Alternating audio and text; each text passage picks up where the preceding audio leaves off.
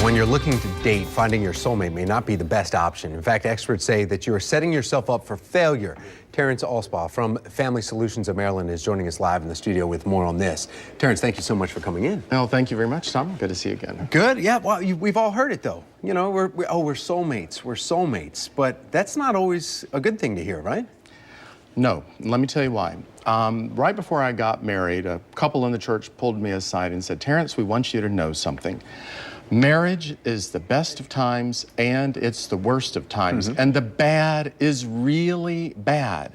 But hang in there, push through, because it's worth it in the long run, because the good is really good."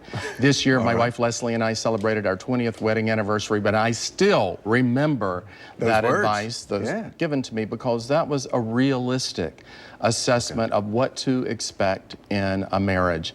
Not this rose-colored view, pie in the sky. It's going to be all so romantic and feel good forever, and we're perfect for one another, and you are the only one. It's in all the movies, all the shows, everything. I mean, that's what we grow up seeing that on.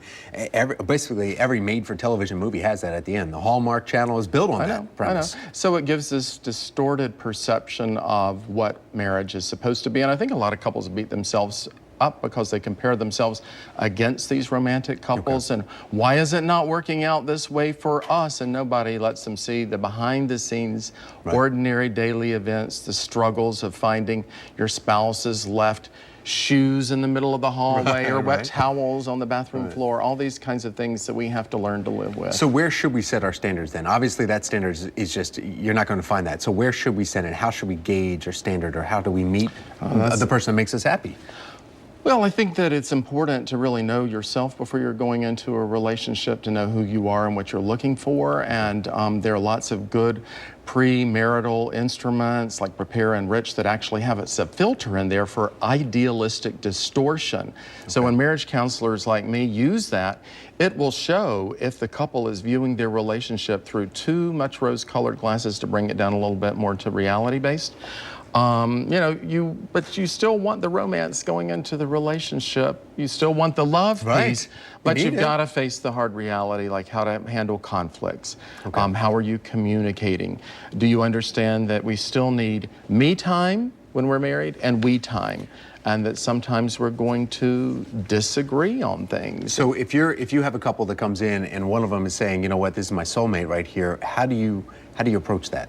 Do you approach it as a couple or just that individual? No, I think both of them, I'd want to understand what their definition of it is. If they think there's only one and only created for them and there's nobody else in the world for them, that's a problem, because there might be more than one best person for you. But you hope the one they're with is the one that they're recognizing is the best, and they want to make this commitment to spend their lives together, for better, for worse, richer, for poor, sickness and health, all those things that we pledge to, and what's in between those things. Terrence, thank you very much. Welcome, we appreciate that.